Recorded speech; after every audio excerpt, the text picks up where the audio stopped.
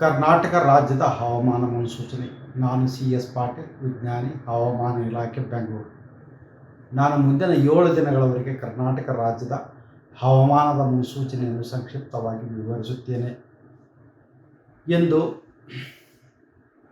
ಕರಾವಳಿ, ಉತ್ತರ ಹಾಗೂ ದಕ್ಷಿಣ ಒಳನಾಡಿನಲ್ಲಿ ವ್ಯಾಪಕವಾಗಿ ಮಳೆಯಾಗಿದೆ.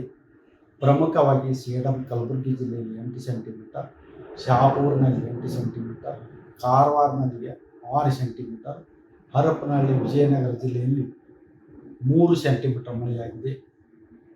ಈಗಿರುವ ಹವಾಮಾನದ ಸಿನಾಪ್ಟಿಕ್ ಸ್ಥಿತಿ ಏನೆಂದರೆ, ಪೂರ್ವ ಅರಬ್ಬಿ ಸಮುದ್ರದ ಮಹಾರಾಷ್ಟ್ರ, ಕರ್ನಾಟಕ ಹಾಗೂ ಕೇರಳದ ಕರಾವಳಿಯ ತೀರದಲ್ಲಿ ಟ್ರಫ್ ಇದೆ. ಶಿಯಾ ಝೋನು ಉತ್ತರ ಒಳನಾಡಿನಲ್ಲಿ ಇದ್ದು ಅದು 5.8 ಕಿಲೋಮೀಟರ್ ಎತ್ತರದಲ್ಲಿ ಇದೆ. ಇದರ ಪ್ರಭಾವದಿಂದ ಕರಾವಳಿ ಜಿಲ್ಲೆಗಳಲ್ಲಿ ಜುಲೈ 22ರಿಂದ ಜುಲೈ 28ರವರೆಗೆ ವ್ಯಾಪಕವಾಗಿ ಮಳೆಯಾಗುವ ಹೆಚ್ಚಿನ ಸಾಧ್ಯತೆ ಇದೆ. ಉತ್ತರ ಕನ್ನಡ, ಉಡುಪಿ ಹಾಗೂ ದಕ್ಷಿಣ ಕನ್ನಡ ಜಿಲ್ಲೆಗಳ ಕೆಲವು ಕಡೆ ಭಾರೀ ಮಳೆಯಾಗುವ ಸಾಧ್ಯತೆ ಇದ್ದು, ಜುಲೈ 22ರಿಂದ ಜುಲೈ 28ರವರೆಗೆ ಯೆಲ್ಲೋ ಅಲರ್ಟ್ ಅನ್ನು ಘೋಷಿಸಲಾಗಿದೆ. ಉತ್ತರ ಹಾಗೂ ದಕ್ಷಿಣ ಒಳನಾಡಿನ ಜಿಲ್ಲೆಗಳಲ್ಲಿ ಜುಲೈ 22ರಿಂದ ಜುಲೈ 25ರವರೆಗೆ ವ್ಯಾಪಕವಾಗಿ ಮಳೆಯಾಗುವ ಹೆಚ್ಚಿನ ಸಾಧ್ಯತೆ ಇದ್ದು, ಜುಲೈ 26ರಿಂದ ಜುಲೈ 28ರವರೆಗೆ ಹಲವು ಕಡೆ ಮಳೆಯಾಗುವ ಹೆಚ್ಚಿನ ಸಾಧ್ಯತೆ ಇದೆ.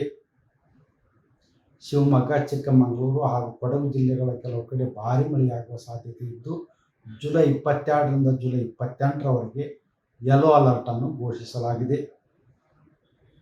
ಬೀದರ್, ಕಲಬುರಗಿ, ಯಾದಗಿರಿ ಹಾಗೂ ರಾಯಚೂರು ಜಿಲ್ಲೆಗಳ ಕೆಲವು ಕಡೆ ಭಾರೀ ಮಳೆಯಾಗುವ ಸಾಧ್ಯತೆ ಇದ್ದು, ಜುಲೈ 22, 23 ಹಾಗೂ 24ರಂದು ಈ ಜಿಲ್ಲೆಗಳಿಗೆ ಯೆಲ್ಲೋ ಅಲರ್ಟ್ ಅನ್ನು ಕೊಡಲಾಗಿದೆ.